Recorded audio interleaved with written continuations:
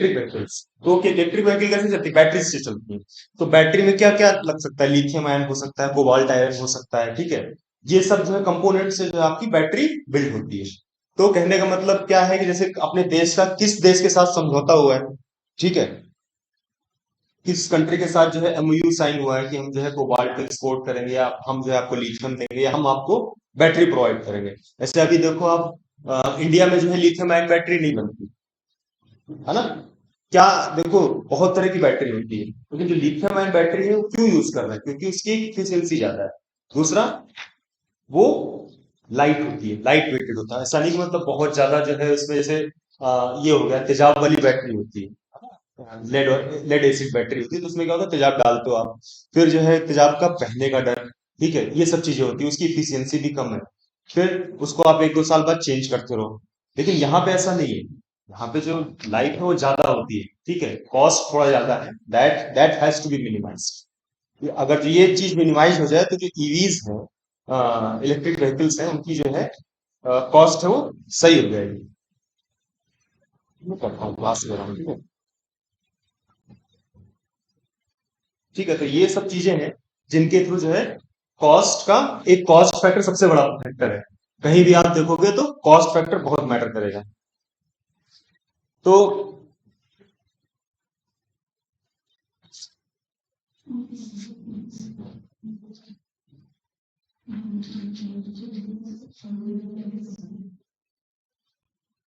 देखो, अगर जो एनर्जी की बात करें, तो एनर्जी कितने तरह की हो सकती है? रिन्यूएबल और नॉन रिन्यूएबल, ठीक है। अब रिन्यूएबल एनर्जी में क्या हो गया? Coal energy. Sorry, non renewable में क्या हो गया? कोल एनर्जी होगी, है ना, मतलब कोयले को आप जलाओगे। ऑल्दो इंडिया का कौन सा स्थान है कोयले में? हाँ, इंडिया का। हाँ, कोयला जो उत्पादन हो रहा है वो कौन सा स्थान है वर्ल्ड में? I think fourth. फर्स्ट पे चाइना है, और जो है फोर्थ पे है इंडिया, ठीक है। तो कहने का मतलब ये है कि ये भी एक तरीके से नॉन रिन्यूएबल सोर्स है। और अ, अभी इंडिया में जो बनता है, कोयला वगैरह आता है, वो आता है आपका वहां से, झारखंड में। मोस्टली जो ये है आपका उड़ीसा, झारखंड मोस्टली। झारखंड में झरिया नामक की एक जगह है, जहाँ पे तुम्हारा एक ना, वासेपुर, गैंग्स ऑफ वासेपुर जो मूवी बनी है, उसी के पास है झरिया, एक जगह है जहाँ पे मतलब अपने आप ही जगह जगह से जो है धुआं निकलता रहता है। अगर आप जाने का हो आपका, तो जरूर जाना। धनबाद में जगह है, मैं तो वहीं से पढ़ा हुआ हूँ, तो आई नो दैट प्लेस। ठीक है। तो अब देखो क्या है कि नॉन रिन्यूएबल सोर्सेज की बात करें तो कोल सबसे बड़ा सोर्स हो गया, कि कोयला है वो सबसे बड़ा सोर्स है।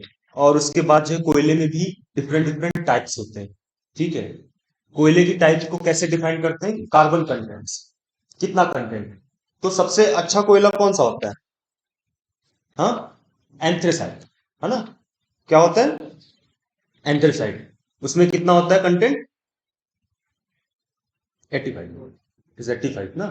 और 85 तब होता है जब आप उसको निकालते हो, थोड़ा और रिफाइन करोगे तो और वो परसेंटेज बढ़ता जाता है। परसेंटेज का मतलब ये होता है ना कि आप एक उसमें जो है, जैसे 85 है तो 100 ग्राम में 85 ग्राम जो है आपका कार्बन, बाकी 15 ग्राम वॉट एवर, ठीक है।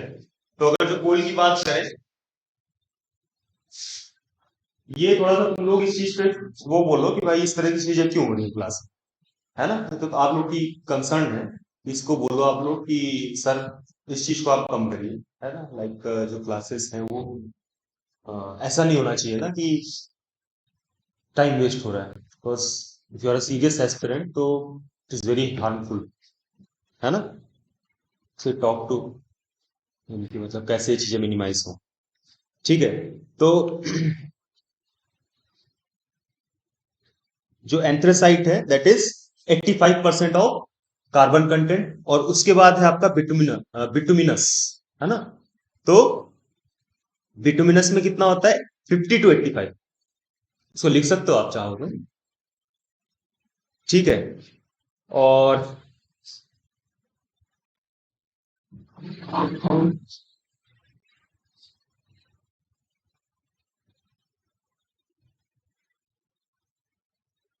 ये अगर जो नॉन रिन्यूएबल सोर्सेस में डालें तो उसमें कोल आएगा, जिसमें कि सबसे पहला हो गया आपका एंथ्रेसाइट, जिसमें कार्बन कंटेंट है 85%। दूसरा है आपका bituminous, that is 50 to 80%, 85%। And third one is lignite. उस बिटुमिनस, BITUMINOUS, ये किताब आप लोग खरीद लो, खरीद सकते हो, है ना, या फिर कहीं से देखो इसका वो मिल जाए, PDF वगैरह। बट एक चीज मैं बता दूं, ये सब चीजें जितनी रिसेंट खरीदोगे ना उतना अच्छा है। स्पेक्ट्रम तो कभी की खरीद लो, कोई दिक्कत नहीं, क्योंकि that is modern history of India ना। तो you don't have to bother for that कि अरे क्या चेंज हो जाएगा, वो तो चेंज हो ही नहीं सकता। भाई 1757 में जो प्लासी की लड़ाई थी वो तो चेंज नहीं होगी, है ना। प्लासी हुआ था ना 1757, किसके किसके बीच हुआ था? इट वॉज बिटवीन, क्या बोलते हैं, सिराजुद्दौला एंड ब्रिटिशर्स। और इसमें मिला कौन था? उसके खुद ही घसीटी बेगम, ये सब दुनिया भर के लोग मिले हुए थे, है ना। मीर जफर, मीर जफर सुल्तान लगता है। फिर जो है तुम्हारा बक्सर का हुआ, है ना।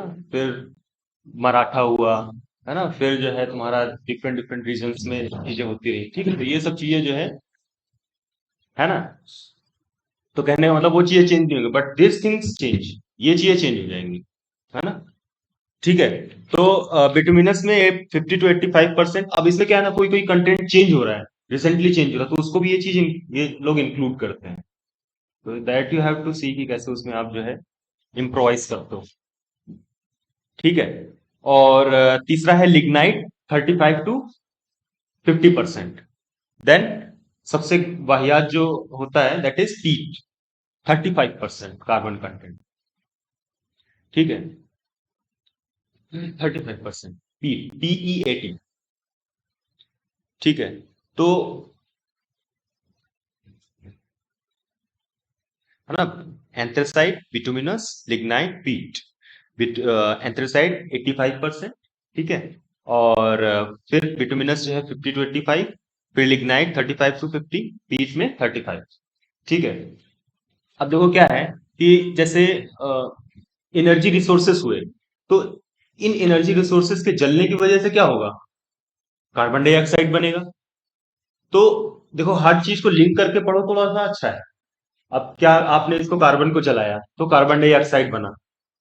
चलो आपने इन सब के लिए कमेटी बना दी कि ठीक है, हम यहाँ से इतना कार्बन आएगा, यहाँ से इतना हो गया, ये कंटेंट इसमें हो गया। लेकिन ये हो गया ना, इसको मैनेज कैसे करोगे? अरे थर्मल पावर प्लांट्स होते हैं जो कार्बन से चलते होते हैं, कोयले से। तो उसमें क्या होता है, सबसे बड़ा इश्यू होता है जो कोयला आपका बच गया उसको कहाँ क्या करोगे उसका। क्योंकि जैसे ईंट बनता होता है तो ईंट के ऊपर भी जो वो होता है ना चिमनी, वहां से भी धुआं निकलता है। ईंट तो आपका बन रहा है, बट उस धुएं को कैसे मैनेज करो, वो भी तो एक तरीके से नुकसान कर रहा है। तो यहाँ भी क्या है कि कोल एश बनता होता है। तो इसके लिए, इसके मैनेजमेंट के लिए जो है क्या बोलते हैं, एक ये एजेंसी है that is named as environmental protection agency, ठीक है। EPA, EPA, है ना। और उसका काम क्या है? उसका काम है, EPA has found that living next to a coal ash disposal site can increase one risk of cancer, other disease. मतलब it is basically to aware people, not to, मतलब aware people about the, क्या बोलते हैं, जो carbon एश की जो हैजार्डनेस है और उसके जो कॉन्सिक्वेंसेस हैं, मतलब उससे क्या नुकसान है ह्यूमन हेल्थ को, वो चीजें जो है इसके लिए एक एजेंसी फॉर्म में, that is environmental protection agency, ठीक है। और उसका एस्टिमेशन ये हुआ कि भाई 140 मिलियन टन हर साल जो है आपका कोल प्रोड्यूस हो रहा है, कोल एश, है ना। कोल एश, जैसे आपने कोयले को जलाया तो उसकी वजह से क्या होगा, राख बनी। वो भी एक तरीके से जो है उसमें क्या होता है, SO2, सल्फर डाइऑक्साइड, है ना, कार्बन डाइऑक्साइड, ये सब कंटेंट जो है उसमें मिला होता है। तो क्या होता है, अब जैसे जो बैटरी है आपकी, लेड एसिड बैटरी है, तो आपने इस लेड एसिड बैटरी को क्या किया, आपने यूज किया, 3-4 साल चली, उसके बाद आपने उसको बेच दिया या उसको फेंक दिया बाहर, तो उसमें क्या होता है, लेड होता है, मिट्टी में गया, मिट्टी में आपने फसल उगाई, वो लेड जो है चला गया किसमें, पौधे में, उसको आपने खाया, तो क्या हुआ? आप अपने आप को नुकसान कर रहे हो, है ना? तो कहने का मतलब क्या है कि हर चीज का एक बैड वो भी है, एस्पेक्ट भी है। तो यहाँ भी क्या है, कोल एस की वजह से क्या हो रहा है, डिफरेंट डिफरेंट बीमारियां, लाइक आपका कैंसर हो गया, है ना? या फिर रेस्पिरेटरी सिस्टम जो होता है आपका, सांस लेने में तकलीफ, है ना? दुनिया मतलब, क्योंकि अगर जो देखो, एक होता है PM2.5, है ना, पार्टिकुलेटेड साइज जो होता है ना, 2.5 माइक्रोमीटर, है ना, मॉलिक्यूलर साइज। तो मतलब अगर जो उस रेंज में, जैसे दिल्ली की बात करें, तो दिल्ली में क्या होता है, स्मॉग हो जाता है। तो वहां भी क्या है, एयर में आपका कार्बन कंटेंट हो गया, तो हवा हो गई भारी, तो वो ऊपर जा ही नहीं पाती, इसी वजह से जो है स्मॉग बन जाता है। दिल्ली में जो ना कोहरा नहीं होता है, वहां स्मॉग होता है, ठीक है? फॉग नहीं होता, स्मॉग होता है। तो ये सब जो है एक तरीके के क्या बोलते हैं, इफेक्ट्स हैं, आफ्टर इफेक्ट्स हैं ज्यादा टेक्नोलॉजी के होने के, ठीक है? तो अब इसका मैनेजमेंट कैसे क्या किया जाए? या तो इसका जो है अभी रिसेंटली सुनने में आया था कि वो कोल ऐश से जो है ब्रिक्स बनाते हैं लोग, है ना? मतलब क्या होता है कि उसको जो है सांचे में डाल के उसकी ईंट बना दो, या सीमेंट में एज अ बाइंडर यूज होता है। जो आपका सीमेंट होता है ना, उसमें एज अ बाइंडर, तो एक तरीके से ये इसका क्या बोल रहे हैं, इसका यूज कर पा रहे हैं हम टू मिनिमाइज दी कोलनेस, है ना? ठीक है। अब क्या है, अच्छा, अब देखो,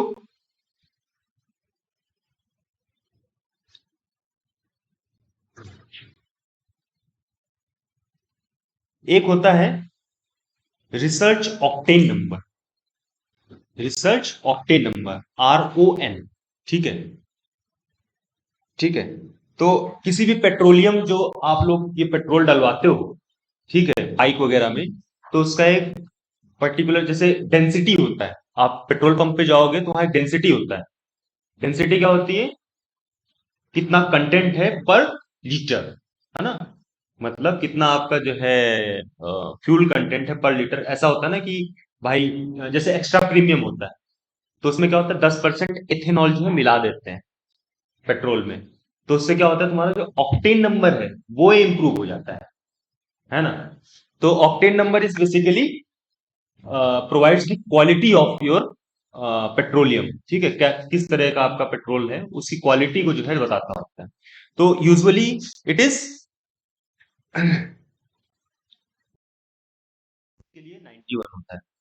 it is 91 for good quality petrol, but it can very